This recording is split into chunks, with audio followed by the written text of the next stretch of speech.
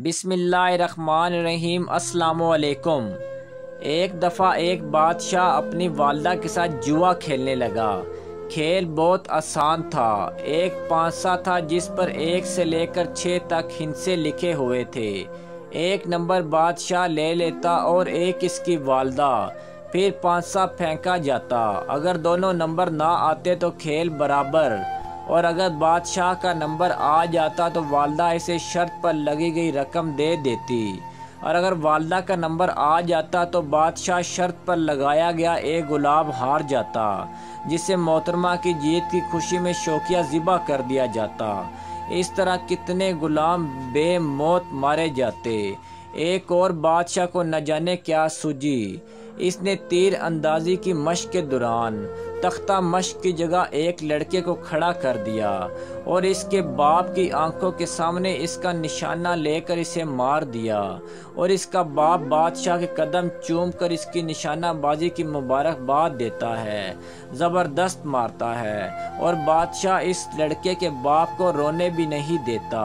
इस तरह के कई वाक़यात हमने पढ़े लिखे हैं। इसलिए जब भी बात गुलामी की आती है तो हमें यही सूझता है कि गुलामों की एक मंडी होती थी और इसमें गुलाम बिकते थे जो जिस्मानी और ज़हनी लिहाज से अपने ख़रीदार के पाबंद होते थे। ख़ानदान गुलामों ने हुक्मरानी भी की, मगर अब सलातीन का दौर नहीं रहा और इसके साथ ही गुलामी में भी ख़त्म हो गई। दुनिया में कई तब्दीलियाँ रनुमा हुई, और इसमें एक ये भी थी कि इंसान अपने आप को आज़ाद करे, मगर इसके पाँव में ना देखने वाले जंजीर हो, इसके गिर्द ना महसूस होने वाला पिंजरा हो, और इस पर जो जुल्म किए जाएंगे वो इन्हें तकदीर के खाते में डाल दे, और जालिमों को ना सिर्फ बेकसूर माने। मुसलमान जब तक ज़हनी तौर पर आज़ाद थे, अपने फ़ैसले खुद करते थे, दुनिया पर हुक्मरानी करते थे, इस्लाम को दुनिया के कोने कोने तक लेकर पहुँचे, मगर फिर अंग्रेज़ों ने इन्हें अपना ग़ुलाम बना लिया, जिसके ख़िलाफ़ पूरी 1 सदी मुसलमान जद्दोजहद करते रहे। मगर फिर अगली सदी में इनके आने वाली नस्ल पूरी तरह ग़ुलामी को अपना मुकद्दर जानकर अपने आकाओं को खुश करने में लग गई।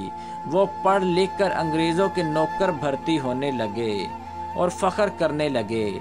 ऐसी ग़ुलामी को ज़हनी ग़ुलामी कहते हैं। जिस्मानी ग़ुलामी इतनी ख़तरनाक नहीं होती जितनी ज़हनी ग़ुलामी होती है। जिस्मानी ग़ुलामी से तो आज़ादी मिल सकती है, लेकिन ज़हनी ग़ुलामी से नस्लें बर्बाद कर देती है।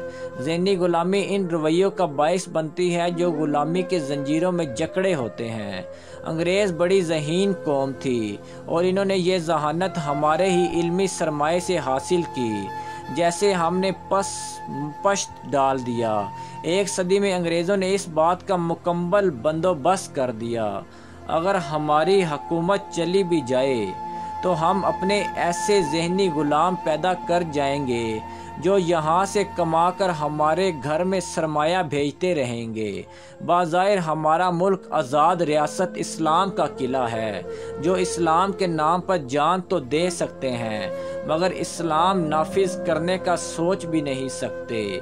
क्यों ना इससे अंग्रेज़ बहादुर नाराज़ जो हो जाएंगे। अगर आपको मेरी कहानियाँ अच्छी लगती हैं तो मुझे ज़रूर अपनी राय से आगाह कीजिएगा और मेरे चैनल को सब्सक्राइब कीजिएगा। अल्लाह पाक आप सबको सलामत और खुश रखे।